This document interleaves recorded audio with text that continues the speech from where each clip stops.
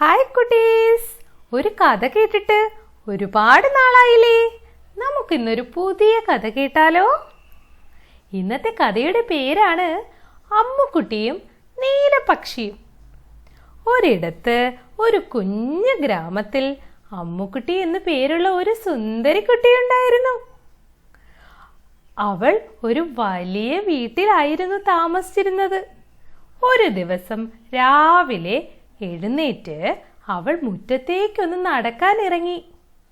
അപ്പോൾ പെട്ടെന്ന് എവിടെ നിന്നോ ഒരു ശബ്ദം കേട്ടു. അവൾ ചുറ്റും നോക്കി, ആരെയും കണ്ടില്ല. എവിടെ നിന്നാ ഈ ശബ്ദം വരുന്നത്? വീണ്ടും അവൾ നടന്നു തുടങ്ങി. അപ്പോൾ പെട്ടെന്ന് വീണ്ടും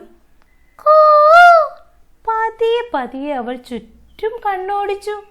അപ്പോഴതാ ഒരു മരത്തിനു മുകളിൽ നല്ല സുന്ദരിയായ ഒരു നീലപക്ഷി. അവൾക്ക് ആ പക്ഷിയെ കണ്ട് നല്ല ഇഷ്ടമായി. അവൾ അടുത്തേക്ക് ചെന്നു.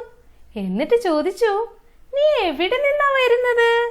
നിന്നെ മുമ്പെങ്ങും ഇവിടെ കണ്ടിട്ടില്ലല്ലോ. അപ്പോ നീലപക്ഷി അവളോട് പറഞ്ഞു, ഞാൻ ഒരുപാട് ദൂരത്തായിരുന്നു. ഇപ്പോൾ ഇവിടെ വസന്തകാലം വന്നില്ലേ, അത് കണ്ടിട്ടാണ് ഞാൻ ഇങ്ങോട്ടേക്ക് വന്നത്. അപ്പോൾ അമ്മുക്കുട്ടി ചോദിച്ചു, എന്താണ് വസന്തകാലം? അപ്പോൾ നീലപക്ഷി എന്താ പറഞ്ഞെന്നറിയോ? ദേ അമ്മുക്കുട്ടി, ചുറ്റും ഒന്ന് നോക്കിക്കേ. മരങ്ങളും ചെടികളും എല്ലാം പൂവിട്ട് എങ്ങും നല്ല നറുമണം വരുന്നില്ലേ? ഈ കാലമാണ് വസന്തകാലം. എനിക്ക് ഏറ്റവും ഇഷ്ടം വസന്തകാലമാണ്. അപ്പോഴാണ് അമ്മുക്കുട്ടി ചുറ്റും നോക്കിയത്.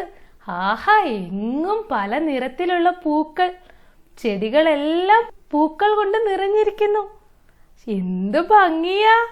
അപ്പോൾ വീണ്ടും അമ്മുക്കുട്ടി നീലക്കിളിയോട് ചോദിച്ചു, നീ എന്തിനാ ഇങ്ങനെ ശബ്ദമുണ്ടാക്കുന്നത്? അപ്പോൾ നീലക്കിളി എന്താ പറഞ്ഞെന്നറിയോ? ഈ വസന്തകാലം വന്നു എന്ന് എല്ലാവരെയും അറിയിക്കുന്നത് ഞാനാണ്. അതിനു വേണ്ടിട്ടാ ഞാൻ ഇങ്ങനെ നീട്ടി കൂവുന്നത്. എന്ന് വീണ്ടും നീട്ടി കൂവിക്കൊണ്ട് നീലക്കിളി പറന്നുപോയി.